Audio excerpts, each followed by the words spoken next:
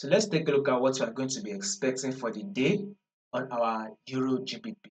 Now, to those of you that are yet to subscribe to the channel, please you are new and you have not yet subscribed, make sure you do it to click on the subscribe button. Make sure you like, make sure you share, make sure you make your comments, and also make sure you follow the Telegram channel so you will not miss out on any single updates I'm going to be posting for you guys.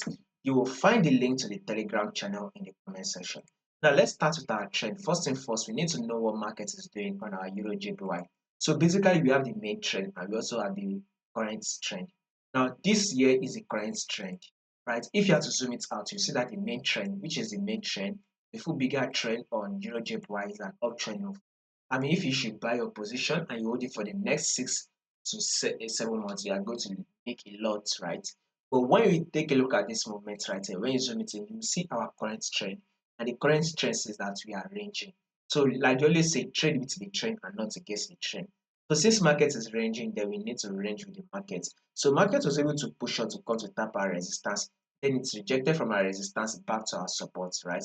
Market then was able to reject from our support back to our resistance, and then it rejected from our resistance back to our support. Market eventually came back to our resistance, even giving us a false breakout. Now market has now dropped back to our support level, right? Thereby giving us a multiple rejection at this zone right now. Market then was now able to push on to come to our resistance, thereby giving us a false breakout also. Now market gave us the false breakout, it corrected itself and it's now dropping back in. So we will be expecting a further sell till market is able to hit a level of 182. So a bearish move for the day is still what we are going to be expecting on Euro JPY. So Euro JPY should be giving us a bearish move. So before you open for the sell, you can wait for a pullback, then one more sell. That is it. You can just wait for one more pullback, then one more sell on EURJPY. If in case there will be any changes to this movement, I'll make sure I let you guys know. So in order for you not to miss out on the updates, make sure you click on the subscribe button, like, share, and also make your comments.